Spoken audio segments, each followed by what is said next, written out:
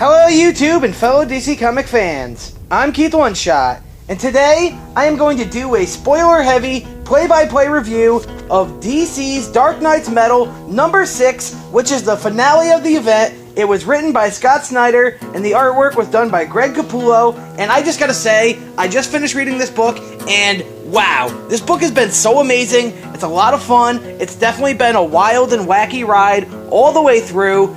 Scott Snyder has paid close attention to detail. He has built this story up slowly from his run on Batman and the New 52, and even after this story, it's going to extend post-DC Metal into the new age of heroes and into Justice League No Justice, which he's going to start taking over in May, I believe, is Scott Snyder's run of Justice League, and that's going to be, it looks to be really great and really amazing. But before we get into any of that, we're going to do our review and basically tell you what happens in Dark Nights Metal number 6, which is the finale event of this huge mega issue for DC Comics. Okay, we start the story off with the Batman Who Laughs, which is Bruce Wayne from a different world who went crazy and became the Joker, essentially. Those are the Clip Notes versions. And he starts the story off telling us, basically, briefly, how the story started off, where we're at, how we got here. You see Barbados himself on the Cosmic Tuning Fork as the Earth is being sunk into the Dark Multiverse, which is ultimately Barbados' plan, is to sink all realms and our Earth into the Dark Multiverse. Okay, then on the next page, we see the battle happening on our Earth that's sunken into the Dark Multiverse, and you see Wonder Woman battling all these different versions of herself, of the evil members of the Justice League. There's a fucking Darkseid with a Hawkman logo on his chest. That's pretty crazy. So there's all these characters that are going on, different versions of Wonder Woman. She's battling them. She's got Kendra Saunders, Lady Blackhawk, above her flying around to help her fight. Diana also has Hawkman's mace at the end of her lasso of truth, and that's really cool. It's great to see. It's a really intense battle. You see a Cheetah version of Wonder Woman in the fight as well. And during this fight, Lady Blackhawk questions whether it's even worth it or not, whether they can win. All roads lead back to darkness, essentially. But it's not in Wonder Woman to give up. It's not her nature. She inspires others. She's a warrior. She'll never quit. She'll never fall in battle. And she's telling them, we need to find the rest of the League, and we need to wake everybody up. And Kendra questions whether or not we should even wake them up to this dream, or wake them from their dream to a reality that for a battle that we might not win and we might not be able to win. So Wonder Woman says, no, we're going to keep going. We have to. I can't leave them in some dark dream, some lie. Even if we can't, she can't leave them there, you know what I mean? She has to try. So basically then, Kendra tells her to take Hawkman's mace and to play the song, play it like an Amazon, and so she bangs Hawkman's mace against her gauntlet. Her gauntlet is made of 8th metal, which is the metal of the gods, and I believe Hawkman's mace is made of the 9th metal, which is of the dark energy, so you get the different frequencies going in with that. We then jump over to Hal Jordan, Arthur Curry, Deathstroke, and Mr. Terrific, and they're fighting the Dark Knights in a battle here that's getting very intense, and they can't handle it. They're not winning. They don't have the 9th metal that they need to help destroy the Dark Knights, because that's their weakness. And so Mr. Terrific says, hey man, he starts yelling at the Plastic Man Egg, who is with them as well this whole time, and he tells him, yo, I know you've been afraid this whole time, and you pretty much could have helped us out at any point. You gotta stop being afraid, man. You gotta do something, man. Anything. So he yells this frequency that kind of like awakens Plastic Man right away, and he says, yo, I don't care. You gotta turn into the form of a dinosaur, a bulldozer, a goddamn shark. I don't care. And then eventually Plastic Man's like, alright man, I got you, Dr. Holt. And he just sprawls out into all of them at once. He turns in, he's this crazy Plastic Man, huge. He's got a T-Rex, he's got shark fingers, he's got all kinds of craziness. He's got hammer fingers, he's got jigsaws, and he's coming after them. And Plastic Man has immense amount of power because of his creativity, his imagination. He can turn into anything. He's got tentacles on the back of his, you know what I mean? He's this huge monstrosity. And he's just attacking all of the Dark Knights, which is helping the League out immensely. And it's allowing Hawkgirl and Wonder Woman to meet up with the other group. And they kind of are all now fighting together, which then allows Lady Blackhawk and Wonder Woman to fly up to where Barbatos is on his cosmic tuning fork, and from there they see the portal that leads to the dark multiverse. And Wonder Woman tells Kendra she's got to go down there, but Kendra said that she can't. She's got to stay out here and help. So ultimately, Kendra Saunders holds the lasso of truth as Diana kind of makes her way into the dark multiverse, and she says she's got to do it for her friends, she's got to do it for her family, she's got to do it for everyone. She's got to find the source. So she's falling down into the darkness, into the Forge, and she found it. She found the source, but it's all darkness. And then within the Forge, Wonder Woman runs into Carter Hall, who is, as you might have seen in Hawkman Found, he's this big, huge dragon for the Forge, as Barbatos has turned Hawkman into what he used to be, which is the dragon of the Forge. And so he's the defender of the Forge. So Hawkman's going to start attacking Wonder Woman because Barbatos is yelling, he's a dragon of the Forge, and as he once was, he's nothing more. And so Wonder Woman's trying to wake him up, and no one's able to get through to Hawkman ultimately. Meanwhile, on the outside, where everybody's still fighting, Detective Chimp, if you read the Wild Hunt, Detective Chimp found the 53rd universe, which was the Hall of Heroes, and now he's bringing in all these different versions of Batman who are good guys. You see Batman from Superman Red Son. You see the Dark Knight Returns, Frank Miller's Batman right up front, and they're all coming down to help Green Lantern and Aquaman and everybody else deal with the Dark Knights and all the different evil versions from the multiverse. And Detective Chimp is like, greetings from the 53rd Earth, you fucks, which was pretty funny to me. Meanwhile, Wonder Woman is trying to deal with Hawkman, and that's not working out too well. And she tells her that Wonder Woman tells Kendra Saunders that she knows what to do, but Kendra needs to distract Hawkman and try to get through to him, because Kendra's the only one who can do that because of their bond. I mean, their love has existed throughout all of time. You know, they've been reincarnated through many lives, Kendra Saunders and Carter Hall, and they always come together some way, and they always reunite, and their memories for each other, because of their love, always reunites the two, eventually, in all their lives. So Carter Hall's been trapped in the dark multiverse and turned into the dragon all this time that he's been there. Meanwhile, Kendra starts telling him, like, you're Carter Hall. You gotta listen to me right now. I'm Kendra Saunders, and you're Carter Hall. You're the proud leader of the tribe of the bird. You know, we've lived for thousands of years through all of humanity, and this is not how our story ends. They have stolen it, and we must take it back. Take back our story. You know, she's like, you hear me? And then she says Hawkman. And then eventually he realizes and he remembers who he is. And you can see a charge in the Earths happening as Hawkman starts to awaken, because the Forge is lighting up. It's reuniting because, and the Dark Knights know that the Forge is lighting up. Barbatos knows it is lighting up. But at this point, he's so confident in himself that he's like, let the Forge light up, Barbatos says. He's like, you know what I mean? Let them get their last little bit of hope. You know, you're in my realm where all roads lead to darkness. I will create worlds to torture them for eternity. You know, Barbatos is like, yo, bring it. I don't care. And then in the next page, we see coming out of the Forge, you got Wonder Woman, you got Superman, and you got Batman, and they're all wearing this new shining suit of silver armor, which looks awesome on all of them. I honestly like Batman's the most. It's pretty badass, but Wonder Woman's actually makes the most sense for her character. Like, I feel like she would wear something like that. I like Cal's little crown type thing that he wears around his head. It's similar to like what you see Jor-El wearing, or Mr. Oz, who's the same person. And then Lady Blackhawk, I think her armor has been upgraded as well. She's in the scene, and she's got the shiny silver armor. This is actually the 10th metal. The armor is made of the 10th metal, which is what creates all life. It's the energy and the metal that was in the World Forge originally, and it's a possibility. It's pure hope and possibility.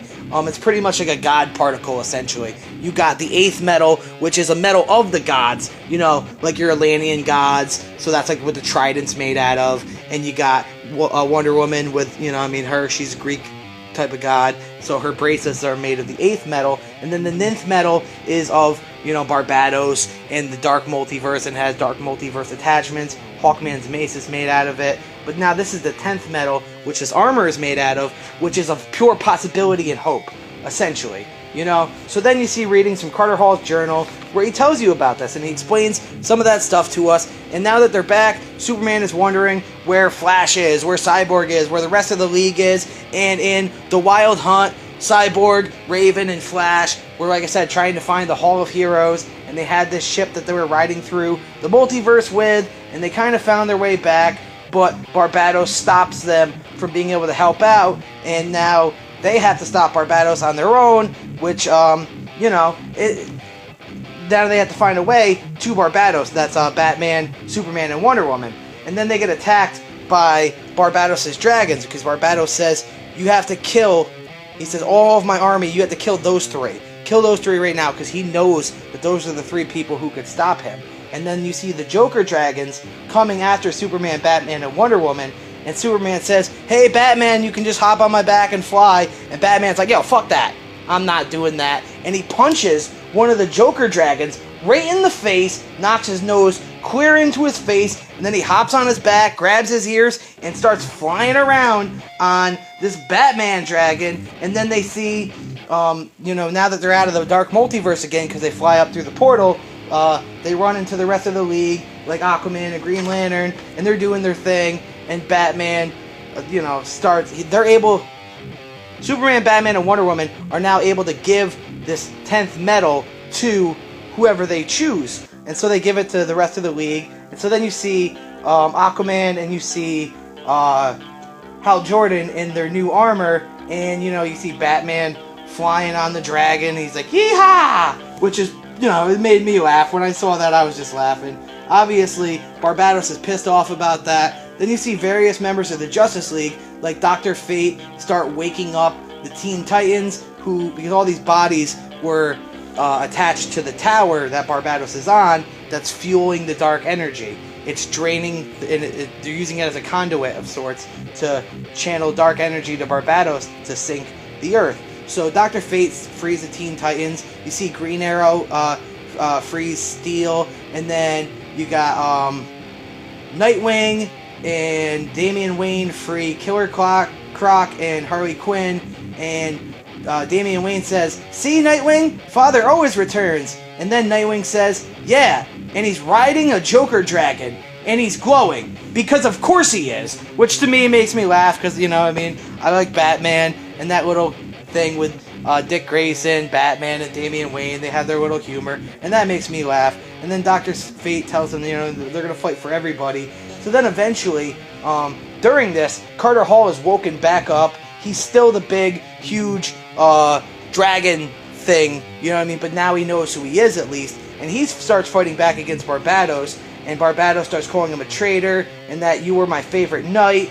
And, he says, hear me, my favorite knight, enact the final plan. So Barbados tells the Batman Who Laughs, who's in a different location, to enact the final plan. So now we reveal that the man that the Batman Who Laughs and Barbados had captive, who had the bandages on his face, you saw him in the Wild Hunt, it ends up being the Over-Monitor, which the Over-Monitor has been around since before the first Crisis, and he's pretty much like the positive Monitor, whereas you see the Anti-Monitor who wants to destroy all matter and turn everything into antimatter. Now we've got the Over-Monitor who's been there. He's the guy who pretty much set the universe into motion, essentially, and he controls the good half. So the Batman Who Laughs and Barbados are pretty much going to take the Anti-Monitor's brain and put it with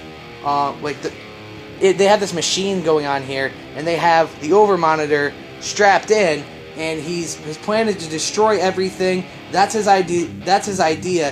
He's going to take this hostile energy, or the positive energy, which is the Over-Monitor. He's going to take the negative energy, which is the Anti-Monitor's astral brain, and then he's going to take the dark matter, which is himself, and he's going to combo that all together, and he's pretty much going to sink and destroy matter and antimatter. So where the Anti-Monitor back in the day wanted to get rid of all matter, the Batman Who Laughs and Barbados want to get rid of everything. They want the world to go to straight darkness, and they want nothingness, essentially, because you have no matter, you have no antimatter, because they're using the power of the over monitor and the anti-monitor, which is, you know what I mean, matter, antimatter, combine it with the dark matter of the dark multiverse, and those three kind of cancel each other out, and then nothing would exist, essentially, after that. And then Batman Who Laughs starts smiling, and then eventually we see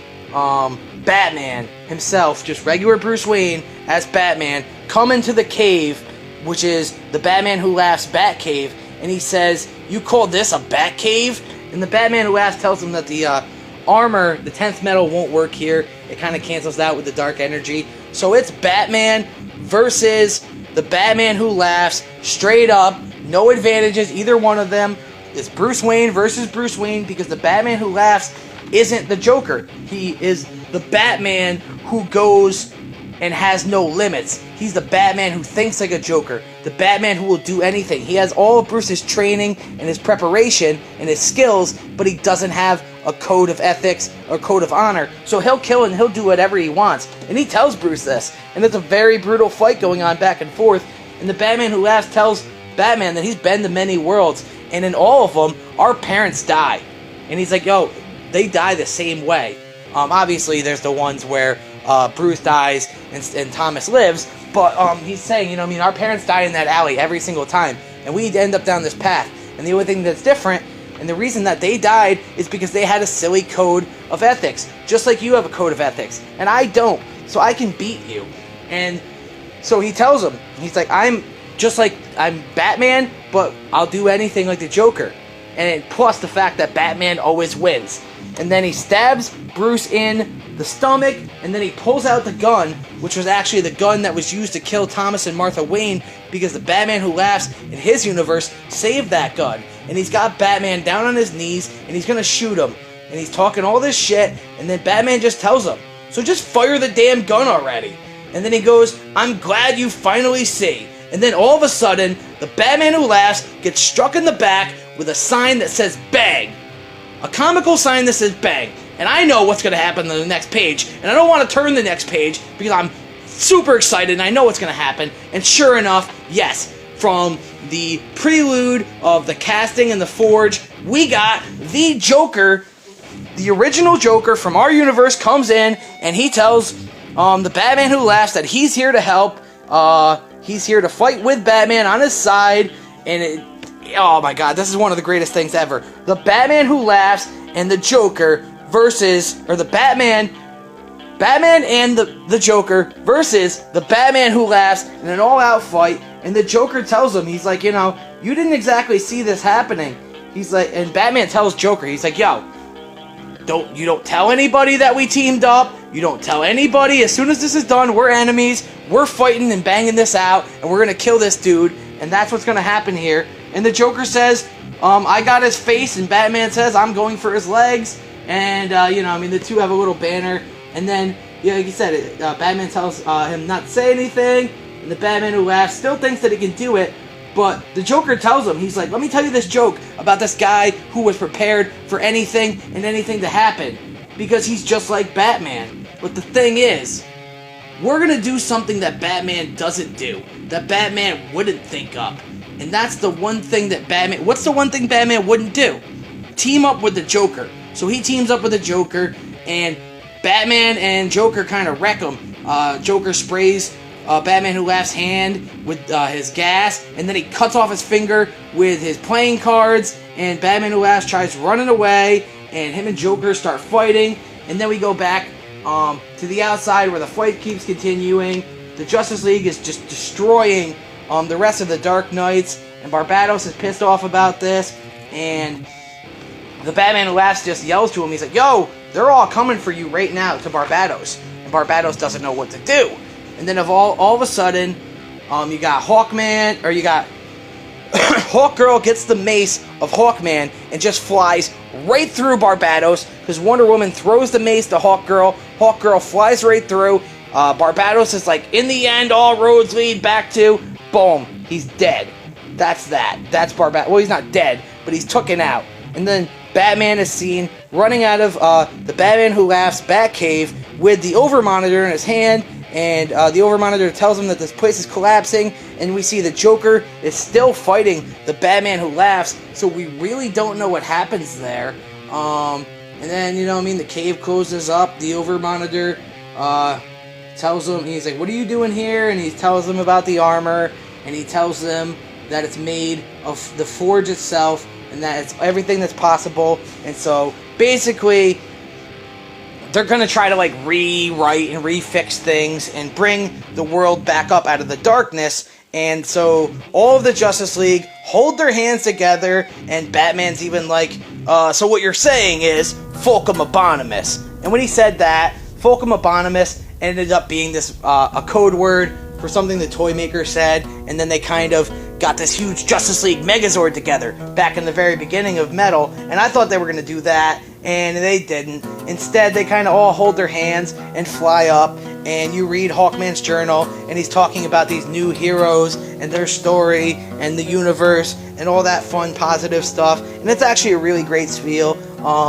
It's going to be really fun to read for yourself as well, but they kind of all get together, and they need to draw on the power of the 10th metal, and the 10th metal is in every single person and every single thing in creation, because it's all possibility and hope, and it's the World Forge. So it's kind of like, Dragon Ball Z, Goku, people of Earth, lend me your energy, that fun stuff. That's automatic first thing that popped into my head when they said that. I was like, it's a little corny, because, I seen that when I was a little kid in Dragon Ball Z, and but whatever. So they all do that, and they kind of get all the positive energy, so much to the point where eventually, we don't see fully what happens. We kind of skip ahead a little bit, but we end up at the Source Wall, and then we break through the Source Wall itself, and we are greeted with this positive energy hand, and I don't know if that's Dr. Manhattan, I don't know what that is, but we actually break through the Source Wall, and there's a lot of people inside of the Source Wall,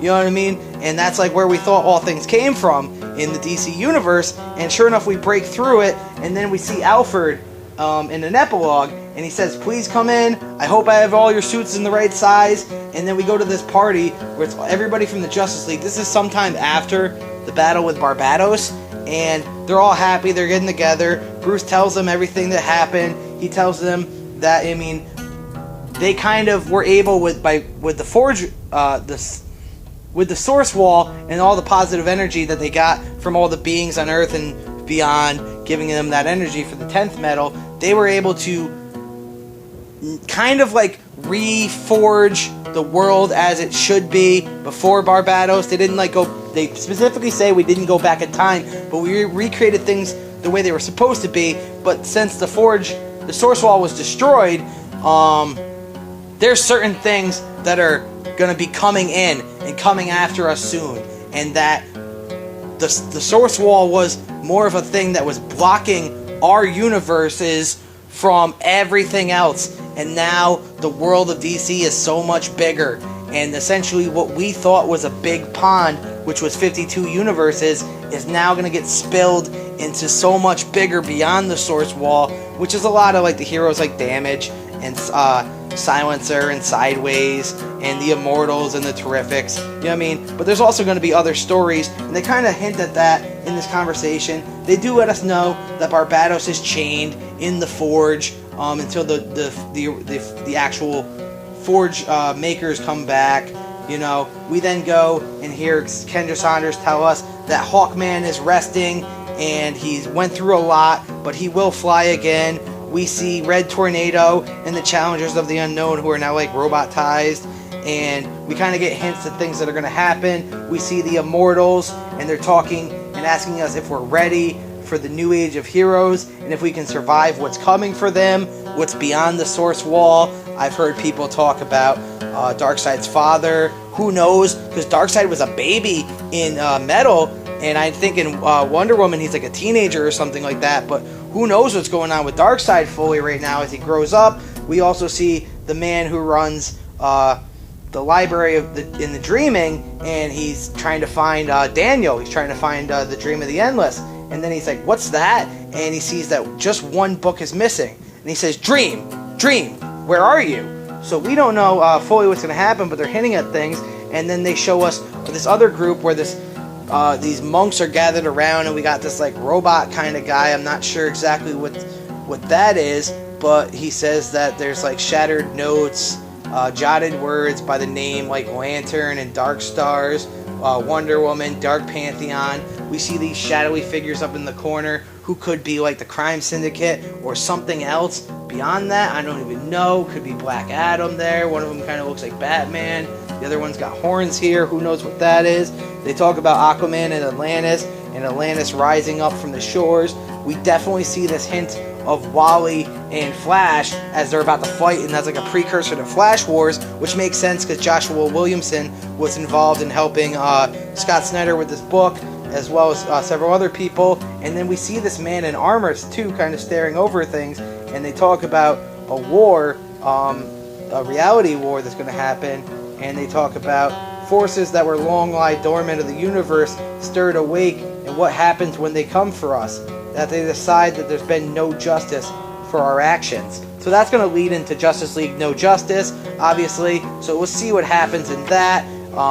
Bruce then tells the rest of the league, like, hey man, we need to be ready for things, and we need to strengthen our league and be ready for anything. So they re-add Martian Manhunter, and they add Hawkgirl, and they're both going to come into the Justice League comic in May during Scott Snyder's run, which makes sense because this book is kind of like Scott Snyder going from Batman. Scott starts off in Batman in New 52 because the setup for Metal was in New 52, and then we go through Metal, and it kind of starts off as a Batman story, and it ends up being a Justice League story, and it ends as a Justice League story as well, because friendship kind of helps save the day in this, and this is kind of how Scott Snyder is getting now into then the Justice League, and he's going to run the Justice League, so it's going to be a continuation for this, because the finale to DC Metal is just the beginning of the next chapter, and that's Scott Snyder's Justice League run. So Batman then tells them, they're all like, oh, this is the beginning? What we just, Hal Jordan's like, wait a minute, this is the beginning. Everything that we just did, that wasn't the fight? We got something worse than multiple Dark Universes, Batmans, and Dark Justice Leagues, and gods of the Forge and destruction and demons and all that shit? That was the beginning, and there's going to be worse coming up. And I'm wondering the same thing myself. Like, how do you up the ante from here? And Bruce basically tells him, like, yo, man, you know, I didn't bring you guys all together for that. I brought you guys together so we can relax and we can enjoy the reason that we won, which was each other and was friendship. And he's like, come on into the next room, everybody. We got some entertainment. And then in the next scene, we got this big party in Bruce's house. You got Swamp Thing with a fucking bow tie on, which just made me laugh my ass off when I saw it, honestly. You got Damian Wayne and Jonathan Kent's band playing on the stage, and then I see in the background that fucking Alfred is the dude playing the drums. He's their drummer, and he's got his necktie off, and he's wearing it as a bandana, and that made me laugh. I see Mr. Terrific over here with his fair play on the back of his suit, which is great, you know what I mean? And then you see, like, Dick Grayson dancing with Barbara, so that's a lot of fun. And then Bruce does tell, you see Bruce, Clark, and Diana, and they're talking to each other, and Clark's like, yeah, that was nice what you said, and Bruce tells him that he meant everything, and he meant every word of it. And then Diana says, but you didn't tell them that the fates came to me, the visions they showed, if it's true. And Bruce says, I know. And then Clark says, God, what we're about to face? Our universe just got so much bigger. Then Diana says, we're going to have to rethink everything, change the entire way we operate. And Bruce says, I know, but I don't worry. And Clark says, and why not? And then Bruce says, because he's got plans. And then we go into the next room, and Bruce has on the table, you see plans of the original old school Hall of Justice. So we'll see what happens with that. And obviously Bruce is planning for the next step. He doesn't really know fully, but that's when we're gonna get ready for the new age of superheroes. On the next page is a quote from Scott Snyder himself. He thanks the fans. He tells some jokes in there. It's really funny. It's really great. Scott seems to be a really cool guy. And like I said, this book is like it's a setup for the new age of superheroes. We're going into Justice League No Justice, and in that they're gonna have different teams going on that handle different like responsibilities. They have like Team Science, which has like Flash and Damian Wayne and Harley Quinn and Cyborg on it. You got like Team Intergalactic, which has like Superman and Martian Manhunter and Starro in it, which is weird. Then you got like Team Magic, which is like Zatanna and Etrigan. You got Wonder Woman in there. You know what I mean? There's obviously more members for each team. You got a team that's like Batman and Lobo and Deathstroke, it looks like. And there's a bunch of other people in there. And then I also read on Twitter today that there might be a 5th team that's led by Nightwing, and Amanda Waller might be involved in that. So that's really cool. I don't know the solidity of that. I got to check into more of that. But that's Justice League No Justice, which is going to start in May with Scott Snyder taking over the Justice League comic. That's pretty much, you know what I mean, what more can I say? This started off with the casting in the Forge, and there's a lot of great tie-ins with all the Dark Knights books. They all sold amazingly well, and this just solidified that DC is on top of their game. I'm just been talking about DC Metal 6 all this last few minutes, not even mentioning the fact that on the same exact day, Doomsday Clock number 4 came out, and that's a big, heavy-hitting book as well. So DC Comics has got a lot going for it right now. You got Detective Comics is at its all-time best from what I'm considering, and you got The Flash, which is doing really great too in his solo individual run. Those are just some of my favorite comics, but you know what I mean? I'm just saying, DC's Dark Knight Metal 6 is been killing it today and been killing it for the last few months. On the same day, DC also releases Doomsday Clock 4. What? That's amazing. DC Comics is on top of the game right now. I'm sorry if you disagree, but that's how I feel. Oh my god, this was a great book, and if you made it this far, thank you very much. I appreciate the listen and the watch and the support. If you're not already a member, like and subscribe. I'm Keith One Shot. Take care. Have a great day. Goodbye.